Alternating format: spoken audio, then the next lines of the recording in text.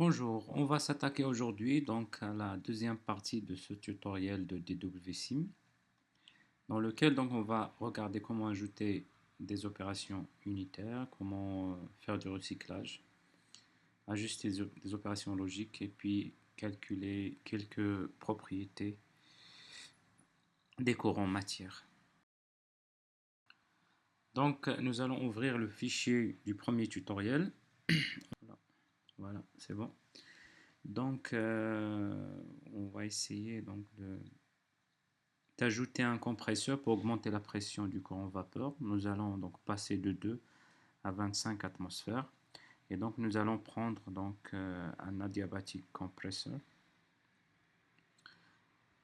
et on va le placer juste après la sortie vapeur.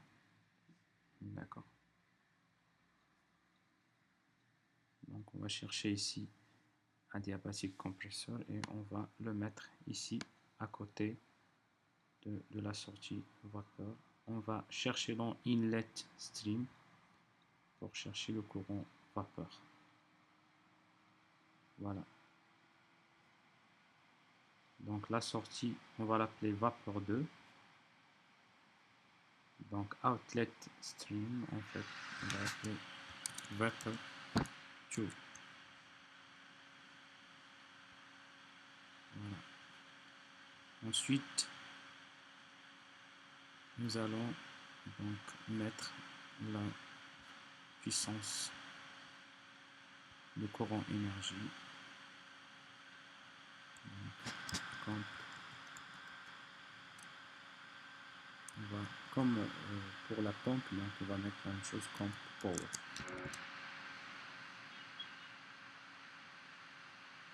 Voilà. Donc nous allons mettre dans le mode de calcul, donc c'est delta P et puis une différence de 25 atmosphères. Donc on sélectionne le compresseur et puis on va chercher donc delta P, on va mettre 25.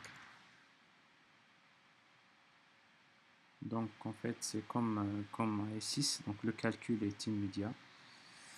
Maintenant vous pouvez mettre la souris pour voir les résultats du calcul. Voilà. Donc ici on a 27 atmosphères, donc on passe plutôt de 2 plus 25, on passe à 27 atmosphères. Du recyclage, nous avons besoin donc ici d'un diviseur de courant qui va nous diviser donc le courant vapeur 2 en deux parties.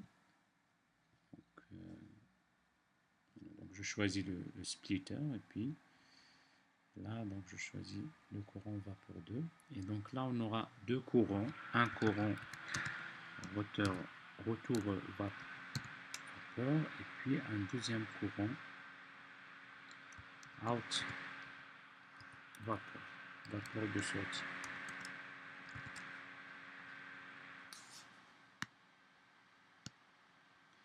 Dans ce splitter, donc on va choisir par exemple 10% qui va partir au recyclage et 90% qui va sortir. Pour préparer ce courant de recyclage, on va mettre un mélangeur juste avant le séparateur dans lequel on va insérer donc le courant MSTR, le premier courant de matière. Donc on va essayer de le supprimer ici. Voilà. Et là donc on va essayer de l'insérer là. Donc, insérer le premier courant de matière et on va insérer également un autre courant qui viendra du recyclage. On va l'appeler RET, vapeur, recycle. Voilà donc il viendra là. D'accord. Voilà, donc ils sont là. Donc on va prendre ensuite donc cette icône de un calculateur de recyclage, donc le R ici, R vert, recyclage. Et puis donc on va essayer d'insérer donc dans l'inlet, on va insérer donc la vapeur pardon, qui va retourner ici. Et puis on va insérer dans l'outlet, voilà, ce courant. On va essayer d'inverser horizontalement. Pour le recyclage, la composition qui va entrer ici est une inconnue. Donc pour les itérations pour le logiciel, donc il lui faut une estimation initiale. Donc on va ici donc donner une petite estimation. On va donner par exemple 1 pour le méthane et 1 pour l'éthane. Donc on va cliquer puis close. Et pour la température, on va donner 170 degrés. Atmosphère, on va pas toucher à ces choses-là. Pour le mélangeur ici, l'outlet, on va l'appeler mix. Et donc, ce mix, il va... donc, voilà, donc on va insérer la connexion ici avec mix. Voilà. Et puis, le calcul s'est déroulé normalement, donc il n'y a pas d'erreur. On va ajouter également donc un tableau pour suivre les différentes propriétés. Donc on clique ici, donc Master Property Table, et puis on le met par exemple par là. Et là en fait les objets à afficher, donc on peut choisir par exemple les courants qui nous intéressent plutôt, c'est out vapor cooled, si vous voulez, ici. Le liquide 2, voilà. Donc là, puis par exemple l'entrée. Voilà, on voit des choses comme ça.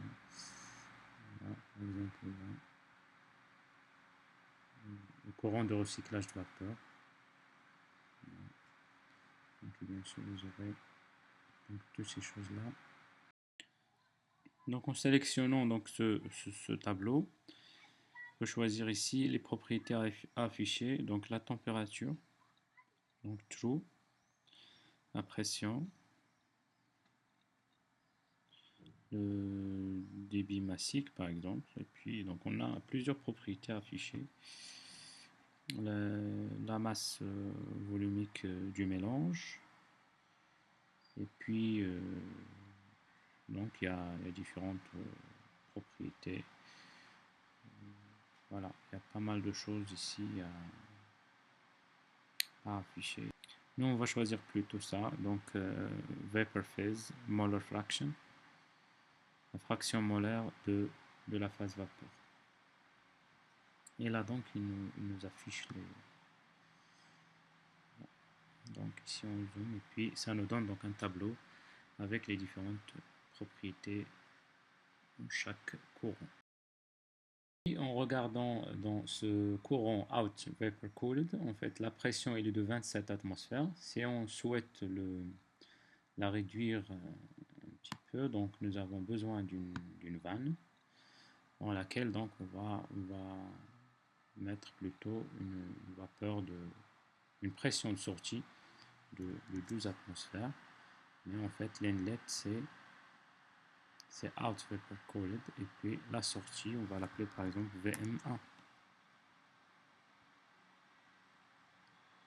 Voilà, donc la sortie maintenant, la vapeur est de 12 la pression de vapeur est de 12 atmosphères. En regardant le courant VM1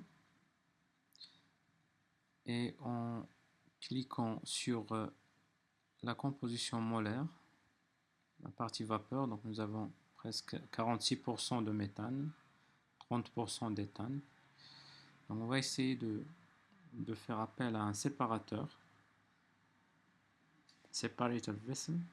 Il est où? Donc il est là.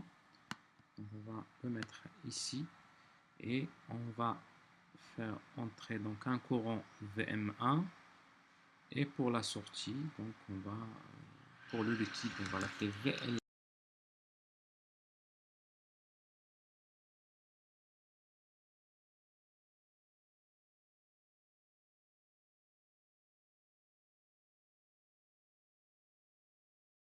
Nous allons mélanger les deux courants liquides, donc liquide 2 avec le courant VL1. On voit clairement qu'il n'y a pas de vapeur ici dans le courant VL1. Donc pour cela, il nous faut un mélangeur. Et là, donc on va mettre VL1. On va mettre donc dans ce courant inlet 1. Et par exemple, ici, on va mettre liquide 2. Donc pour la sortie, on va l'appeler leak out. Et puis on zoome là. Donc voilà le schéma final. Nous voulons exactement donc 10 000 grammes par seconde de liquide dans le courant final de ce procédé.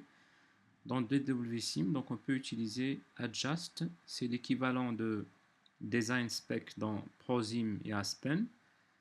Et donc là, on aura besoin d'une variable manipulée, donc c'est le débit massique du courant d'entrée. Et puis la variable qu'on va contrôler, c'est le débit massique de la sortie. Donc on va essayer d'ajuster une valeur de 10 000 grammes par seconde. Donc voilà, adjust, elle est là. On va la mettre ici. Et donc là, vous avez ici la variable contrôlée. Donc sélectionner donc la variable.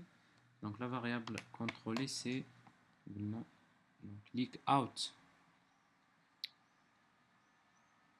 Leak out, il est où? Il est là. Et puis, ce qui nous intéresse plutôt, donc c'est un débit massique.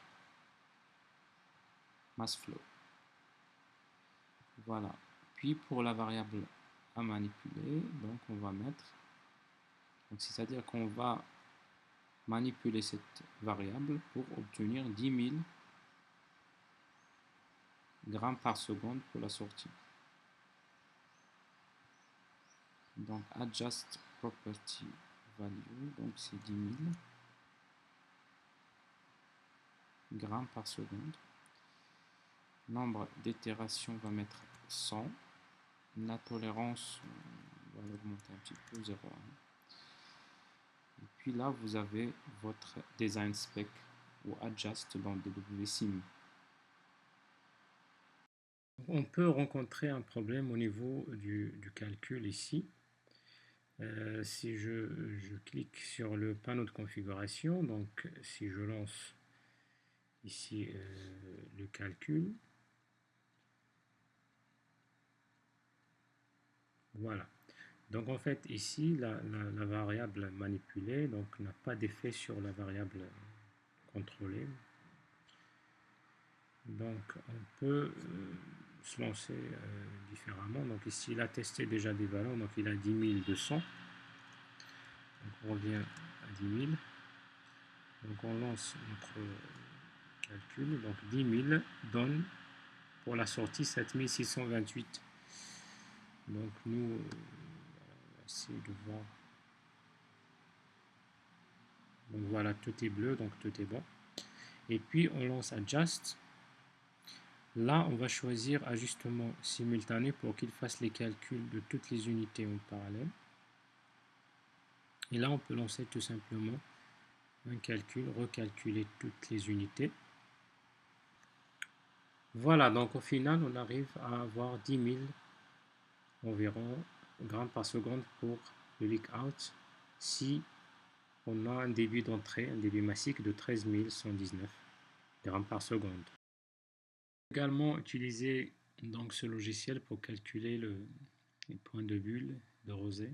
Donc ici par exemple dans Edit vous avez par exemple on va choisir ce courant. Et là, vous avez donc dans Edit, vous avez Simulation Settings. Vous pouvez cocher, donc calculer ces points pour tous les courants de matière dans les conditions courantes.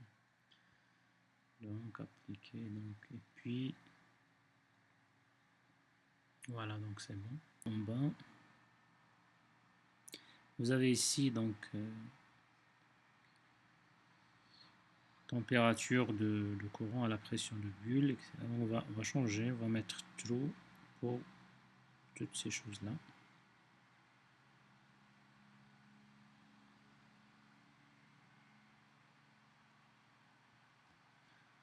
Voilà, donc ils vont s'afficher directement ici. On va ajouter également les phases.